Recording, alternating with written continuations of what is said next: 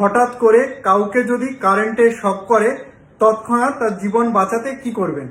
কারেন্টে শক খাওয়ার পর কোনো রুগী যদি অজ্ঞান হয়ে যান, তার যদি শ্বাস প্রশ্বাস না থাকে, তার যদি পালস না থাকে, এমনকি ওই রুগীর যদি হৃদ চলাচল বন্ধ হয়ে যায়, সেই ক্ষেত্রে অবশ্যই একটি কাজ করতে হবে।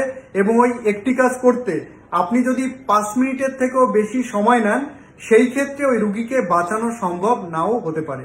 এক্ষেত্রে কারেন্টে শক খাওয়া রুগীর যদি শ্বাস প্রশ্বাস বন্ধ থাকে, যদি পালস না থাকে, এমনকি হৃদ চলাচলও না পাওয়া যায়, সেই ক্ষেত্রে হসপিটালে যাওয়ার পূর্বে অবশ্যই একটি কাজ করতে হবে।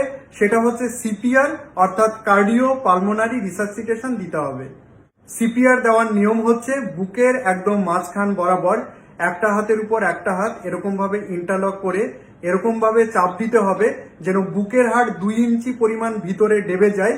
এবং এই কার্ডিয়াক কম্প্রেশনটা প্রত্যেক মিনিটে 100 থেকে 120 বার দিতে হবে এবং প্রতি 30টা কার্ডিয়াক কম্প্রেশন দেওয়ার পর 2 বার করে ওই রুগীর মুখে শ্বাস দিতে হবে এবং এটা কয়েক মিনিট কন্টিনিউ করে যেতে হবে।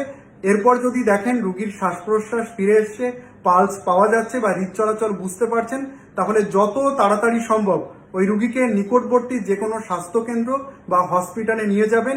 আপনার একটু সতর্কতা কিন্তু একজন মানুষের জীবন বাঁচিয়ে দিতে পারে।